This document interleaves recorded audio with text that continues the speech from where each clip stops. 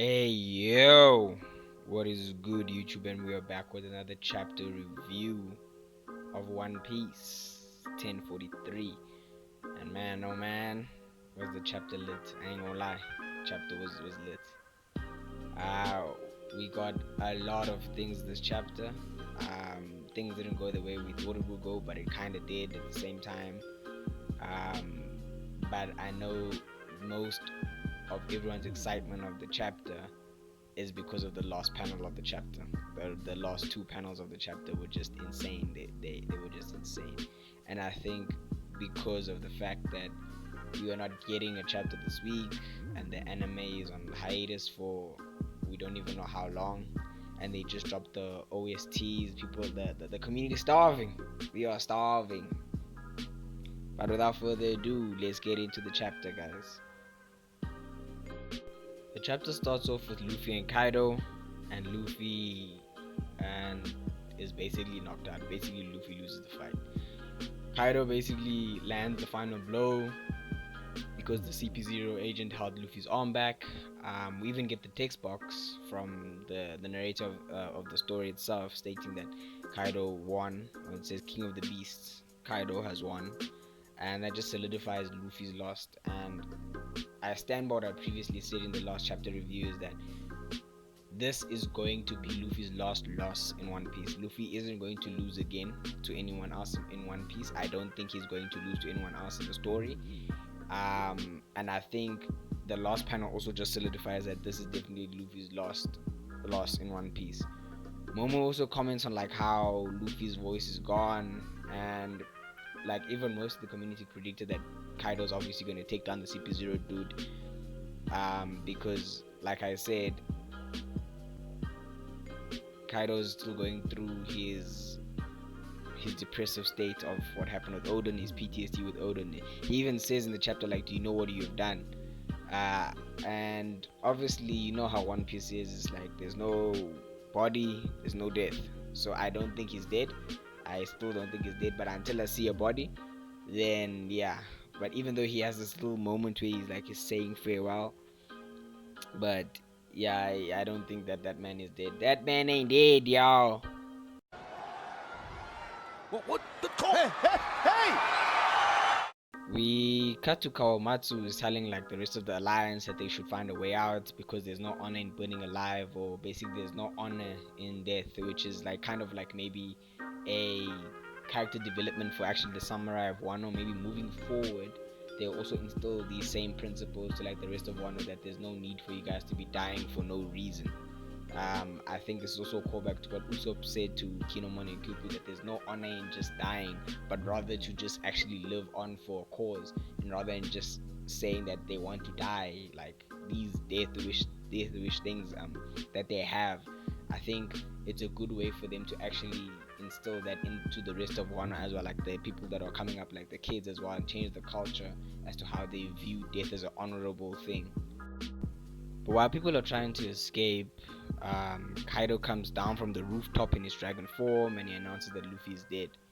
Kid and Law mention how they're exhausted and have nothing left to fight, but these niggas have been capping throughout the story and throughout the Big Mom fight, so I don't take what they say seriously, because they keep on saying like they're out of moves, they done, and then they pull something out of their bag again, they pull something out again every time. So I don't even believe what they're saying, because I know these niggas is capping.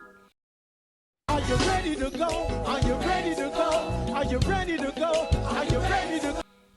Nami also surprised me because she actually stood up to Kaido and said like he's lying. Literally called the big man out. Literally called the man out and said like, "Yo, you lying. You a snake. You a liar. Luffy isn't dead." Kaido gets upset and tries to borrow breath Nami, but Marco protects Nami with his blue flames and says that if they bring Momo, then this war will end. So basically, the champion that they've sent to defeat Kaido, the champion is dead. Now he wants the king. He wants the leader. They need to bring the leader, or else the war will end. Basically, if they bring him Momo. He also mentions that they chose to go against him and they lost the war. So they will be slaves, and one guy says that like, can he please spare his wife and kids? Please spare them. Like he's literally begging for his wife and kids' lives. Like, my brother, do you know how a war works? My brother, do you know how the war works? This man is gonna take everyone's head. Family, friends, everyone is going to die. Like, no one is going to survive because you're asking, because you gambled on the fact that you were gonna win the war, and now you've lost the war, but now you wanna save some of your people. It doesn't work like that. That's not how war works. But yeah, man. Fast forward to a few pages, we get Momo and Yamato speaking. Momo states that they have to give up because people are dying, and he can't obviously, and he says he can't win against someone who beat Luffy. How is he gonna win? Which I kind of get, because obviously Momo is an 8-year-old kid. He's literally doesn't know. This is probably his first like war.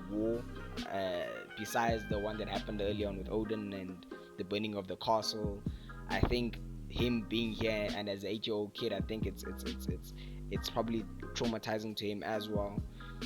But yeah, so Yamato gives this like the straw hat speed. This is how I know Yamato's training the crew. She gives the straw hat special. She gives a straw hat speech. She gives a speech about like how guys we have to, or basically speaking to Momo actually. And she says, Momo, we have to die together.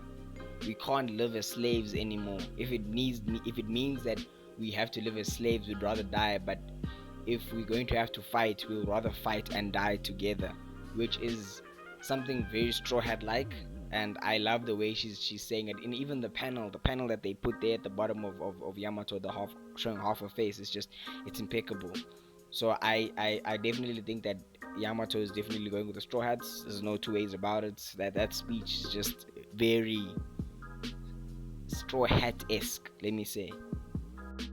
Then we get the final panel that's been driving everyone crazy. Like, I'm sure everyone's like healed by now, but I don't even think anyone's healed, because for the past few days I've been joining a space on Twitter where we're just talking about One Piece, like for the last couple of days, because of this panel, and it's been driving everyone crazy.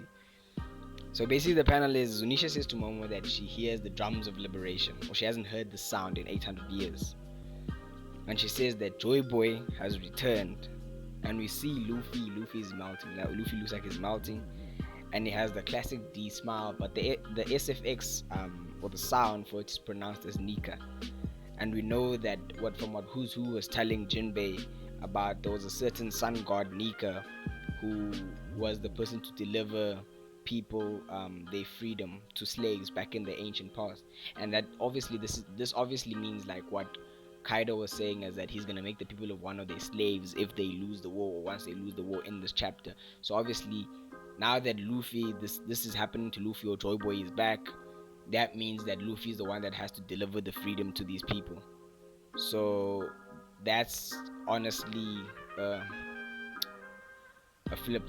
Oda is just insane. Actually, the way he's written this is actually very, very insane. So there are obviously conclusions that we can draw from this. There are various conclusions that we can draw from this. I think, for one, first things first is that Joyboy is definitely a title. I think Joyboy is a person per se, but Joyboy is a title in itself.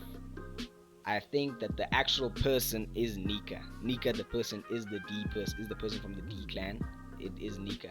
And I think that the meaning of Sun God Nika is the same as people saying Straw Hat Luffy, or Dark King Rayleigh, or Pirate King Roger, or King of the Beast Kaido. I think that epithet, that Sun God, is just a title that they gave to Nika at the time because of what he meant, like the dawn, him bringing the dawn, him being the light, the smile, the brightness that brings people joy and hope, like the sun.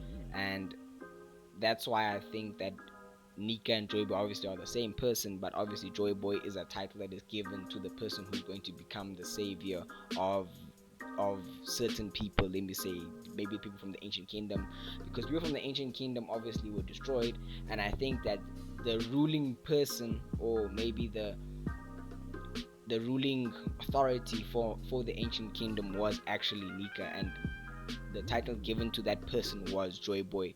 And I also made a comment in one of the spaces to say that the hat itself has to mean something. It has to mean it's a symbol of something. The same way I think, and I think the same way that Emu has a crown on their head.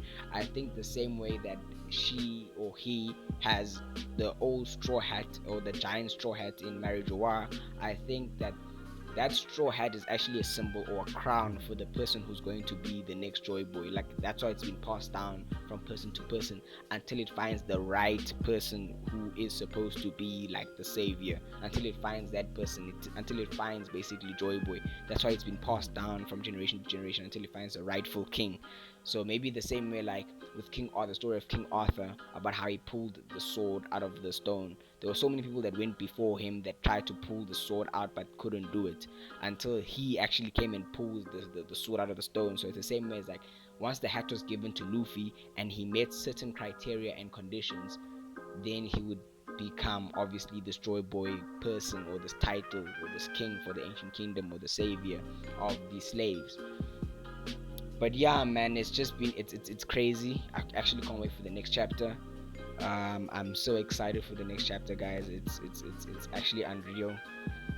It's the end game now. We are literally looking at the finish line. From what I can tell, we are looking at a finish line right now. There's no two ways about it. I will be making up a follow. I will be making a follow-up video. Basically, just a bit of conclusions as to 5 conclusions that we can draw from this last panel or Luffy's fruit, or just conclusions that I've come up with. They're not literally evidence or just it's theories that I've come up with that I think would be one of the routes that Oda could take in terms of this Joy Boy thing, because a lot of people are leaning towards reincarnation, but I don't think it's reincarnation, or I don't think anyone's gonna possess Luffy. It's not any ways of that. But I think I'll clarify everything in the next video, in the upcoming video. But again, thank you guys. Please like and subscribe. It helps with the algorithm, and we will catch you in the next one.